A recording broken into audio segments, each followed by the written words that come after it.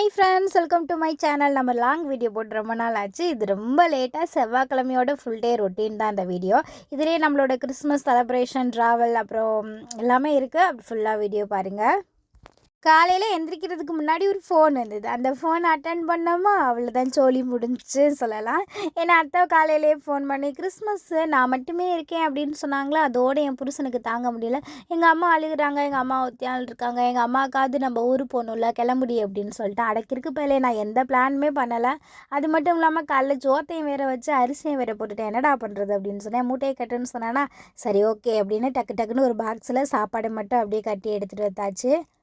நான் என்ன எடுத்து வச்சேன் அப்படின்னு எனக்கே ஒன்றும் புரியலை. திடீர்னு கிளம்புனா எப்படி பண்ணுறது? அவன்கிட்ட கேட்டேன், கொஞ்சம் மட்டும் ட்ரெஸ் எடுத்துக்கோ, 2 நாளில் திரும்பி வந்துடுவோம் அப்படின்னு சொன்னான். அதனால் கொஞ்சம் மட்டும் ட்ரெஸ் எடுத்துகிட்டு டக்குன்னு இந்த பூ வந்து கிறிஸ்மஸ் கழிச்சிட்டு போகலாம் அப்படின்னு வாங்கி 2 நாள் ஆச்சு. ரொம்ப வேற மறந்துடுச்சா, சரி ஓகே ஊருக்கு அது வச்சுட்டு போகலாம் அப்படின்னு எல்லாத்தையுமே எடுத்துகிட்டு எங்கிட்ட அரை குறையாக தான் எடுத்தேன். அம்பிட்டே எடுத்துகிட்டு வீட்டை பூட்டிட்டு கிளம்பியாச்சு. ஃபஸ்ட்டு எடுத்ததுமே நேராக ஒரு பெட்ரோல் பேங்கில் போய் 3000 ரூபாய்க்கு பெட்ரோல் போட்டுட்டு தான் அடுத்த வேலையை அங்கே போய் நின்றமா. இங்கிலீஷ் நியூஸ் பேப்பர் கொடுத்தாங்க. போகும்போது அப்படியே படிச்சுட்டே போங்க அப்படின்னு.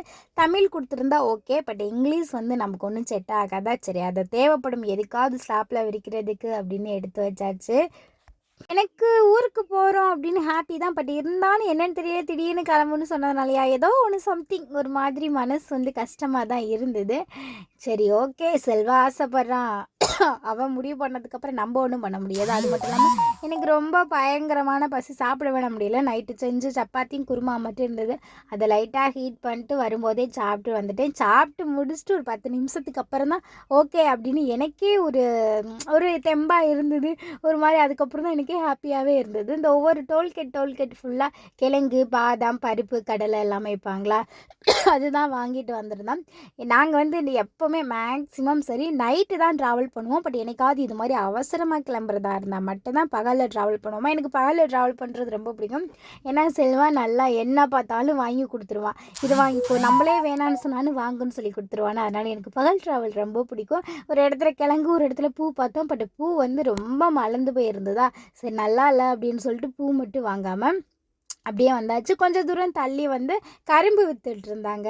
சரி கரும்பு பொங்கல் வேறு, கரும்பு பார்த்ததுக்கப்புறம் தான் பொங்கல் வருது அப்படின்னு நமக்கே ஒரு ஜாலியாக இருந்தது. 3 கரும்பு 100 ரூபான்னு சொல்லியிருந்தாங்களா, சரி நம்ம எக்ஸ்ட்ரா ஒரே ஒரு கரும்பு கொடுங்கம்மா அப்படின்னு வாங்கிட்டு வந்தோம். எனக்கு வந்து கரும்பு, கிழங்கு ரெண்டுமே என்னோடய ஃபேவரெட். பொங்கலும் என்னோட ரொம்ப ஃபேவரட்டான ஃபங்க்ஷன் தான். போகிற வழியில் நமக்கும் கொஞ்சம் டயர்ட் ஆயிடுச்சு. அது மட்டும் இல்லாமல் டிரைவர் வேறு ரொம்ப நேரமாக வண்டி ஓட்டிகிட்டு இருக்காரு நம்ம புருஷன். அதனால் கொஞ்சம் ரெஸ்ட்ரியான ஒரு இடத்துல நிப்பாட்டி லைட்டாக நம்மளும் ரெஸ்ட் ரூம் போயிட்டு ஃப்ரெஷ் ஆகிட்டு அங்கே போய் பார்த்தா நிறையா குருவிகள்லாம் இருந்தது. அது மட்டும் இல்லாமல் நான் ஒயிட் கலர் எலியும் பார்த்துருக்கேன், பிளாக் கலர் எலியும் பார்த்துருக்கேன். பட் வந்து ரெண்டுமே ப்ரௌன் கலரும் ஒயிட் கலரும் பார்த்த எலி எங்கே தான் ஃபஸ்ட் டைம் பார்த்தேன். பார்க்கவே ரொம்ப அழகாக இருந்தது. லவ் பேர்ட்ஸ் இல்லாமல் இருந்தது, விற்பனைக்கு அப்படின்னு போட்டிருந்தாங்க. செல்வா வரும்போது வாங்கிட்டு வருவோம் அப்படின்னு சொன்னேன். அவனும் சரின்னு சொன்னானா, அதோட நமக்கு ஒரே ஜாலியாகிடுச்சு. இது வந்து என்னோடய கொழுந்தனார் படித்த காலேஜ். அது குட்டியாக ஒரு வீடியோ எடுத்து அவனுக்கு அனுப்பி விட்டேன். அப்படியே நேராக நம்ம வந்து திருச்சி வந்தால் தான்யா டக்குனே ஊருக்கு போகிற மாதிரி இருக்கும். ஏன்னா எங்கள் ராம்நாடு டு சென்னை அப்படின்றது தான் இடையில இருக்கிறது நம்ம திருச்சி தான். அதனால் திருச்சி வந்துட்டாலே ஒரு மாதிரி நமக்கு எனர்ஜி வந்துடும். சரியான பசி எனக்கு. காலைல சாப்பிட்டாலும் செல்வாலாம் காலைல சாப்பிடவே இல்லை, ரொம்ப பசிச்சிருச்சா. சரி ஓகே, ஒரு ஹோட்டலை பார்த்து நிப்பாட்டு அப்படின்னு சொல்லிட்டு செட்டிநாடு சமையல் அப்படின்னு ஒரு ஹோட்டலுக்கு தான் போனோம். செட்டிநாடுனாவே செம்ம டேஸ்ட்டாக இருக்கும்ல, அப்படி தான் போனோம். பட் அங்கே போய் பார்த்தோம்னா ஒரு தயிர் சாதம் தான் இருக்குன்னு சொன்னாங்களா. தயிர் வாயில் வைக்க முடியல, சரியான உப்பு. சரி பிரியாணி வந்து ஒரு ஆள் சாப்பிட்ற மாதிரி தான் இருக்குன்னு சொன்னாங்க. சரி கொடுங்கன்னு சொன்னால், அப்போ பிரியாணி ரொம்ப மோசம், அரிசியை ரேஸ் அரிசி மாதிரி குண்டு குண்டு அரிசியாக இருந்ததா, நல்லாவே இல்லை. எனக்கு தெரியும் நம்ம எப்போவுமே ரொம்ப பசிக்கிட்டு ஏதோ நல்ல ஹோட்டலில் நல்லா சாப்பிடணும்னு நினச்சாலே இப்படி மொக்க ஹோட்டலில் வந்து நிப்பாட்டுறதும், நம்ம நல்லா இல்லாத சாப்பாடு சாப்பிட்றதும் எங்களுக்கு ரொம்பவே பழகி போச்சு. சரி போய் தொலைடா அப்படின்னு விட்டுட்டு காரைக்குடி, அடுத்து தேவகட்டை, அடுத்து நம்ம ஊரா கைகாட்டியெல்லாம் தாண்டி அந்த விவசாயம், அந்த நம்ம ஏரியா அப்படி காற்றுலாம் வரும்போது ஒரே ஹாப்பியாகிடுச்சு எனக்கு. செல்வா முஞ்சியை பாருங்களேன், அப்படியே சிரிச்சுக்கிட்டே இருக்கானா.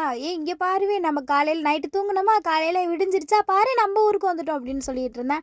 சரி என்னென்ன பண்ணுற அப்படின்னு உள்ளே நினச்சிட்டு அடுத்து வந்து நம்ம ஊர் தான். நம்ம கார் வந்து அந்த முக்கில் வளையும் போதே பட்டுக்கு எப்படி தான் தெரியுமே தெரியாது. அந்த கரெக்டாக அந்த பைக் வளைஞ்சாலும் சரி, கார் வளைஞ்சாலும் சரி, கரெக்டாக அந்த சவுண்டுக்கு ஏற்ற மாதிரி வெளியில் வந்துடுவாங்க. இவங்கள பார்த்ததும் நமக்கு ஒரே ஜாலியாகிடுச்சு. அப்புறம் அத்தா வந்து நாங்கள் போடும்போது குளிச்சுட்டு இருந்தாங்களே, பாவடையோடு ஒடியாந்தாங்க. என்ன சொல்லவே இல்லையே அப்படின்னு எங்கள் அத்தைக்கு ரொம்ப ஹாப்பியாகிருச்சு. ஏன்னா காலையில் வேறு ஃபோன் பண்ணி புலம்பிக்கிட்டு இருந்தாங்களா, நான் மட்டும் இருக்கேன் அப்படின்னு. அதனால் போதெல்லாம் ஃபோன் பேசிட்டு தான் இருந்தோம். நாங்களாம் வரல, நீங்கள் கிறிஸ்மஸை கொண்டாடுங்க, உங்கள் மக வீட்டுக்கு போங்க அப்படி சொல்லிகிட்டே தான் இருந்தோம். ஆனால் சொல்லிகிட்டே இருந்தாங்க எங்கள் அத்தை, அவனுக்கு வரணும்னு ஆசை தான், நீ தான் அவனை வரவிட மாட்டேன்றா, வந்துட்டு போகலாம்ல அப்படின்னு கேட்டுகிட்டே இருந்தாங்களே. நாங்கள் திடீர்னு வந்து நிற்க எங்கள் அத்தைக்கு ரொம்ப ஹாப்பி. எங்கள் அத்தையை விட என்ன தெரியும், இந்த பட்டு போயவில் தான் ரொம்ப குதிச்சுக்கிட்டு இருந்தான். அதோட நம்ம சர்ச்சில் வந்து ஏசு செல்வா வந்து உடஞ்சி போச்சு, அதனால் இந்த கிறிஸ்மஸ்க்கு வந்து புதுசாக வாங்கி வச்சுருந்தாங்க. போய் பார்த்தோம். பார்க்க அப்பா ரொம்ப அழகாக இருந்தாங்க. அவங்களுக்கு பர்த்டே கிஃப்ட்டுன்னே சொல்லலாம், அந்த சர்ச்சுக்கு நம்ம வாங்கி கொடுத்துருக்கோம் அப்படின்னு. அப்புறம் செல்வா போய் மைக் செட் எல்லாமே பார்த்துட்டு இருந்தான். அப்புறம் அக்கா மாவு வச்சு கோலம் போட்டுட்டு இருந்தாங்க. நமக்கு மாவு வச்சு கோலம் போடுறது வந்து கை உரசுமா, அது மட்டும் இல்லாமல் ரொம்ப டயர்டாக இருந்ததா. சரி நீங்களே இன்னைக்கு கோலத்தை போடுங்க அப்படின்னு சொன்னேன். பட் இருந்தாலும் நம்ம மனசு கேட்கல. சரி கோலப்பொடியை கொடுங்க, நானே கோலம் போடுறேன் அப்படின்னு கோலம் போட்டாச்சு. பாட்டுலாம் ஓடிட்டு இருந்ததா, எங்கள் அத்தைக்கு வர ரொம்ப ஹாப்பியாக அவங்ககிட்ட டான்ஸ் ஆடிட்டு இருந்தாங்க. ஃபைனலாக நம்ம கோலம் இது தான். அது மட்டும் இல்லாமல் ஒரு கிறிஸ்மஸ் தாத்தா ஒன்று வரைஞ்சேன். போன வருஷம் வந்து கிறிஸ்மஸ் தாத்தா வந்து கையில் பலூன் பிடிச்சிருக்கிற மாதிரி வரைஞ்சேன். இந்த டைம் வந்து ரொம்ப டைம் ஆயிடுச்சுன்னு சொன்னாங்க, அதனால் குட்டியாக கிறிஸ்மஸ் தாத்தாவோட தலை மட்டும் தான் வரைஞ்சேன். பட் எங்கள் ஊரில் வந்து அது கிறிஸ்மஸ் தாத்தான்னு ஒத்துக்கிட்டாங்க. அது மட்டும் இல்லாமல் செல்வாக்கு அந்த கிறிஸ்மஸ் தாத்தா ரொம்பவே பிடிச்சிருந்தாங்களா, அதனால் எனக்கு ரொம்ப ஹாப்பி. ஃபைனலாக நம்ம சர்ச் வந்து ரொம்ப அழகாக இன்றைக்கி ரெடி ஆகிட்டாங்க பர்த்டே கொண்டாடுறதுக்கு. எல்லாத்தையுமே முடிச்சுட்டு நம்மளே போய் குளிச்சுட்டு சாரீ கட்டிட்டு வரலாம் அப்படின்னு நினச்சி தான் வந்தேன். பட் வந்து நான் வீட்டுக்குள்ளே குளத்தை போட்டுட்டு வீட்டுக்குள்ளே வாசல் ஏறினே ஃபாதர் அந்த சைடு வந்துட்டாங்க மாஸ்க். ஐயோ போன வருஷமே ஃபாதரை ரொம்ப நேரம் வெயிட் பண்ண வச்சுட்டோம். சரி இந்த வருஷமாவது எல்லோரும் கிளம்பி போயிடலாம் அப்படின்னு டக்குன்னு இந்த ட்ரெஸ் வந்து போன வருஷம் நியூ இயருக்கு வாங்கினது. ஆமாம், அது சரி அதே போட்டுக்கலாம் அப்படின்னு போட்டேன். செல்வாதான் ரொம்ப நேரம் வேட்டி கட்ட வந்து கஷ்டப்பட்டுக்கிட்டு இருந்தான். எங்கிட்ட அப்படி இப்படின்னு கட்டி கரெக்டாக ஃபாதர் வந்துட்டு உள்ளே எல்லாம் ரெடி பண்ணிட்டு இருந்தாங்களா, நம்மளும் போயாச்சு.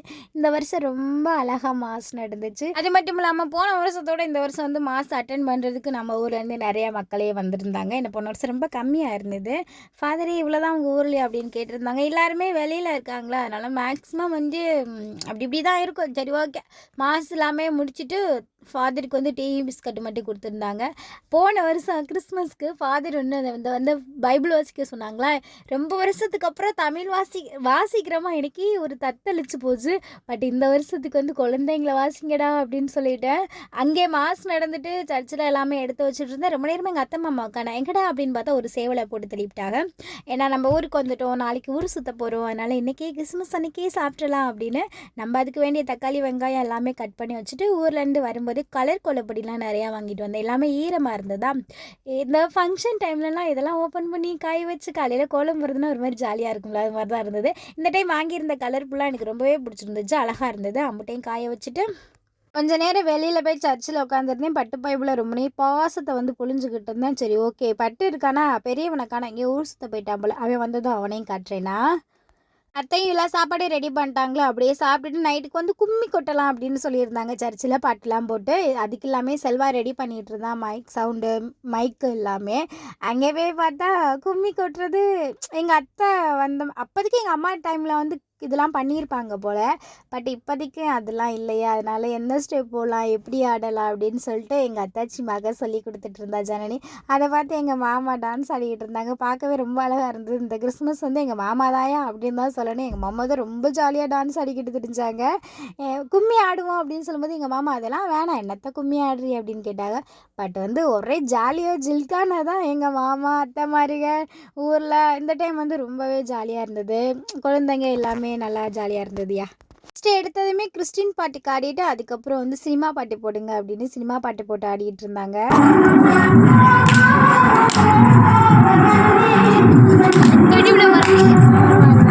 ஆனால் ரொம்ப இருட்டாக இருக்குல்லங்க.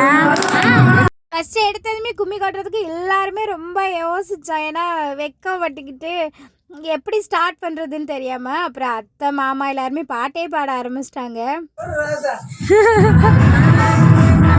செல்வா பாட்டு ஆஃப் பண்ணு. மாமா பாடட்டு, மாமா பாடுங்க, மாமா பாடுங்க. மாமா என்ன வராரு.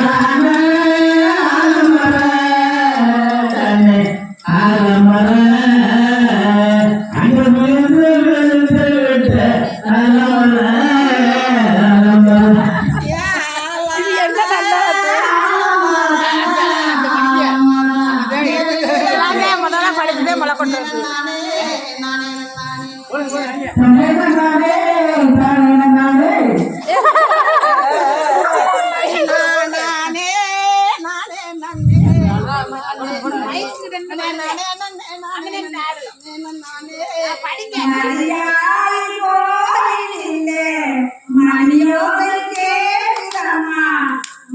நமக்கு இந்த கும்மி கொட்டுற ஸ்டெப்பே வர மாட்டேங்குது. எங்கள் அத்தாச்சி மக ஜனனி வந்து செம்மையாக டான்ஸ் ஆடினாப்பா. கும்மி கொட்டுறதும் சரி, சினிமா சாங்க்கும் சரி, நல்ல டேலண்ட். அவளை பார்த்து தான் நாங்களே டான்ஸ் ஆனோன்னே பார்த்துக்கோங்களேன்.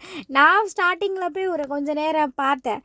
நமக்கு ஒன்றும் செட் ஆகலையா, பார்த்தா என் புருஷன் ரொம்ப அதிசயமாக செல்வாவும் வந்து கும்மி கொட்டிகிட்டு இருந்தான். பார்க்கவே கொஞ்சம் நல்லா இருந்தது. எங்கள் அத்தை இல்லை, எங்கள் மாமா ஒரு மாதிரி ரொம்ப ஹாப்பியாக இருந்தது இந்த டைமு கிறிஸ்மஸ். எல்லாருமே ஒன்றா ஒத்துமையாக ஒன்று எடுத்து பண்ணோம்னா அது ரொம்ப அழகாக இருக்கும். பட் வந்து அதுக்கு நம்ம வந்து முன்னாடி வரணும், முன் வரணும். அப்போ தான் அதில் இருக்கிற அழகு நமக்கு தெரியுமே. அது மட்டும் இல்லாமல்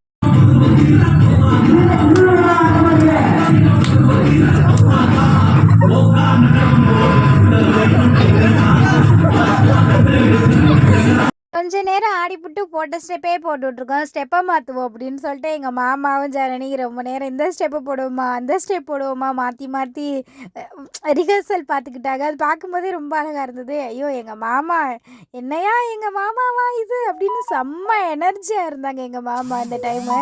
இதில் அத்தை பையங்க ஃபுல்லாகவே குழந்தைங்க எல்லாமே நல்லா ஆடுவாங்க, செம்மையாக டான்ஸ் ஆடுவாங்க. நார்மலாக மேரேஜ் ஃபங்க்ஷன் பாட்டு போட்டால் கூட. பட் வந்து இந்த டைம் வந்து எல்லாருமே கேர்ள்ஸாக இருக்கவும் அவங்களுக்கே வெக்க வந்துருச்சு. அப்புறம் என்ன நினச்சா இதில் போட்டு தகிடு தகிடுன்னு செம்மையாக டான்ஸ் ஆடிட்டு இருந்தாங்க. எங்கள் மாமாவும் அத்தையும் தனியாக ஒரு சாங்க்கு ஆடினாங்க. என்ன பாட்டுன்னா அந்த பருத்தி வீரனில் ஒரு குத்து சாங் வருமா, அது எங்கள் மாமா இதுதான் சாக்கு அப்படின்னு ஊரில் இருக்கிற அத்தைமார்களை கூட நல்லா ஜாலியாக டான்ஸ் ஆடிட்டு இருந்தாங்க. இடையில எங்கள் அத்தைக்கு இங்கே ஒரே எங்கள் மாமா ஆடவும் வெக்கமாக போயிடுச்சு. சிரிச்சுக்கிட்டே இருந்தாங்க உட்காந்துக்கிட்டு. என்ன ஆட்டம் ஆடாரு பாரு உங்கள் மாமா அப்படின்னு. அப்புறம் குழந்தெல்லாம் வந்து டான்ஸ் ஆடினாங்களா, அதுவும் நல்லா ஜாலியாக தான். நம்ம என்ன பண்ணோன்னு கேட்டிங்கன்னா வேடிக்கை தான் பார்த்துட்டு இருந்தேன். கொஞ்சம் நேரம் ஆடினேன். அது மட்டும் இல்லாமல் செம்ம டயர்டாக இருந்தது, அதனால் உட்காந்துட்டேன். பட் வந்து மற்றவங்கலாம் செம்மையாக டான்ஸ் பண்ணாங்க.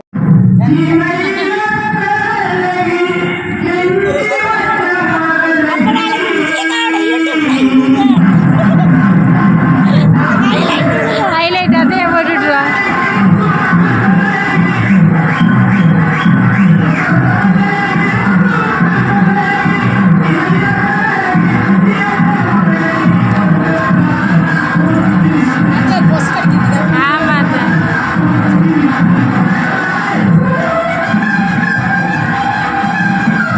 கொஞ்ச நேரம் தான் இது மாதிரி என்ஜாய் பண்ணுவோம் நினச்சேன். பட் வந்து கரெக்டாக 12 மணி வரை எல்லாருமே இருந்துட்டு 12 மணி ஆனதுக்கப்புறம் மெழுகுவர்த்திலாம் பொரிய வச்சு ப்ரேயர் பண்ணிவிட்டு இந்த டைம் வந்து கேக்கு மிஸ்ஸிங். நாங்கள் வந்து கேக்கு வாங்கி வெட்டணும் அப்படின்னு ஒரு பிளானே இல்லை.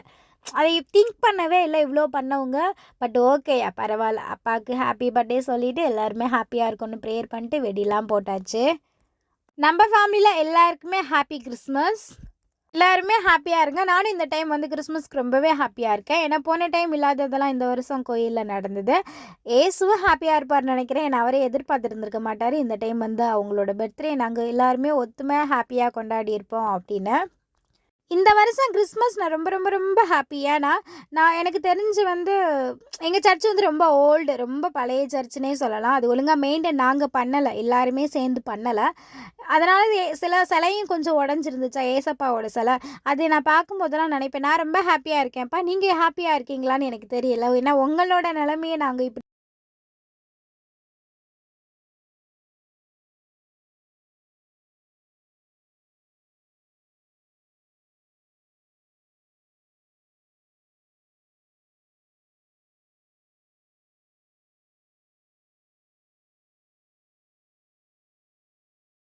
லைக் பண்ணுங்கள், மறக்காமல் நம்ம சேனலுக்கு சப்ஸ்கிரைப் பண்ணுங்கள். பாய்.